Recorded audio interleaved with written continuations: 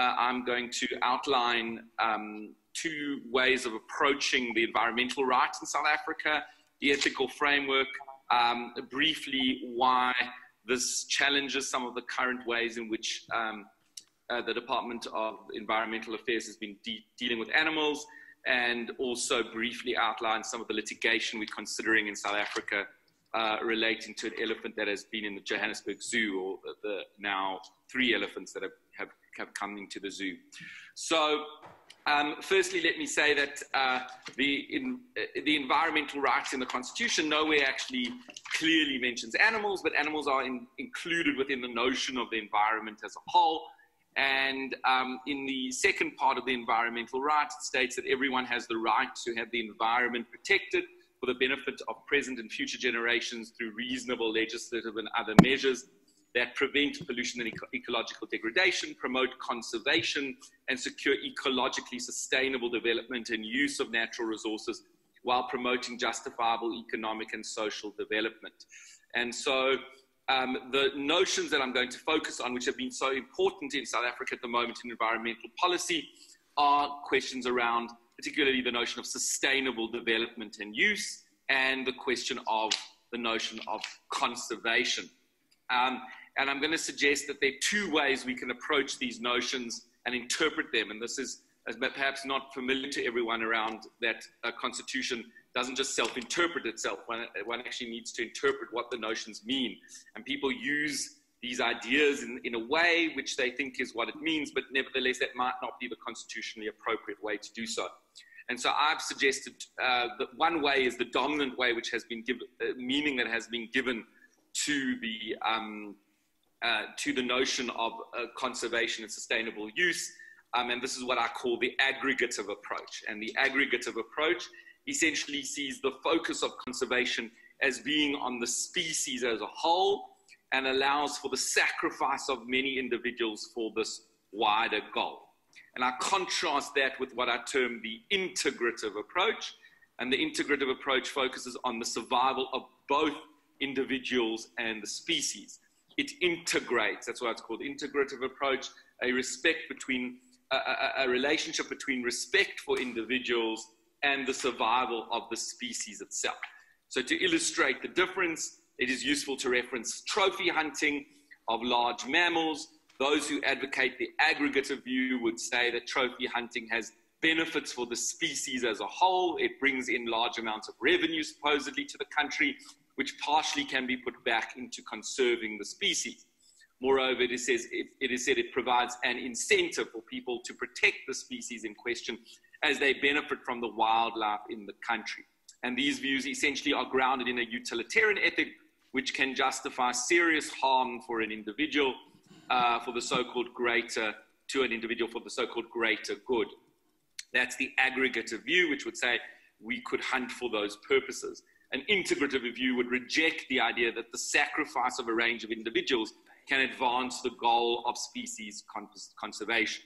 It would argue that respect for individuals is essential to preserving the species as a whole.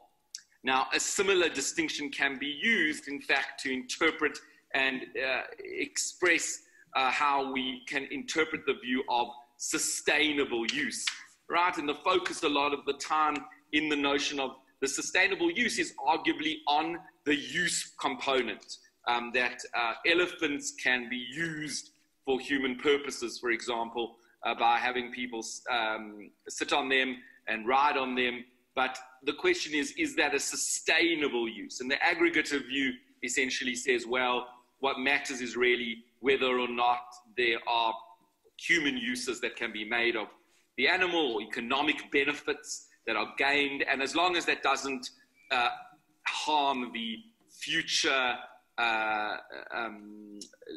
the future ability of elephants to survive, then it is a justifiable and sustainable use.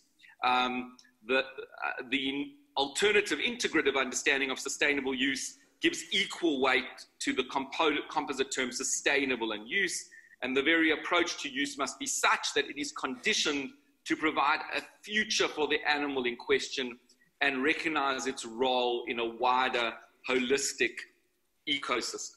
Okay, so this notion of sustainability actually incorporates a notion of respect. It would say that certain uses which ignore individual interests and welfare are harmful to sustainability. And it is only where the individual animal is respected and afforded protection for its interests that any use of animal can become sustainable. Sustainable use enshrines on this approach a conception where any use is legitimate only if it is done in a manner compatible with respect for the entity in question that is being used. It would thus reject the killing of animals such as lions for mere pleasure or entertainment as constituting a form of sustainable use. So I presented you these two views because they represent strongly, very dominantly what exists very much in the sector at the moment. And the question is, of course, which one should be adopted, which approach should be taken.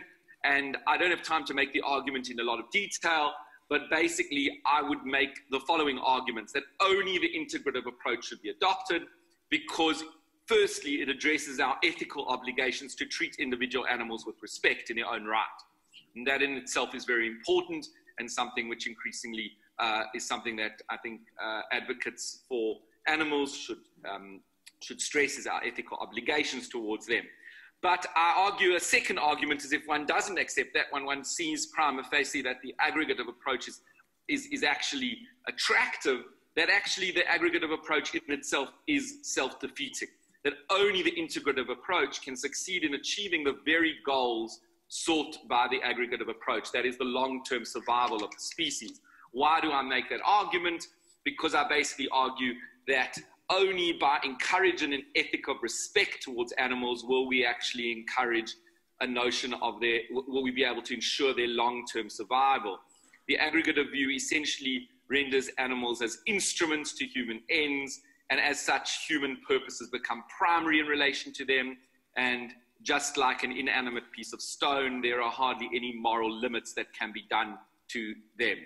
And so in the long run, any aggregative approach towards animals actually undermines their long-term survival or sustainability. And this can be seen through some practical examples.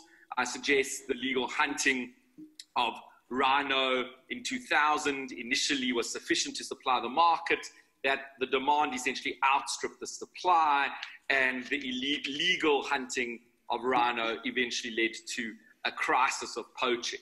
And where the very survival of the rhino were in fact threatened. There are some studies around elephants as well, around how the limited sale in the late 2000s of ivory in fact increased demand and actually therefore created an unsustainable long-term focus and an increase in poaching of elephants. And we also can look at Zimbabwe, which very much adopted this aggregative view of sustainable use. Initially, people saw it as a successful strategy. I think they killed about 10% of the elephants, but they still showed large increases. And yet, when we see that there's a great economic crisis in Zimbabwe, that actually people then have no reason to conserve the animals, and the animals actually, as in some estimates, have been in many places decimated.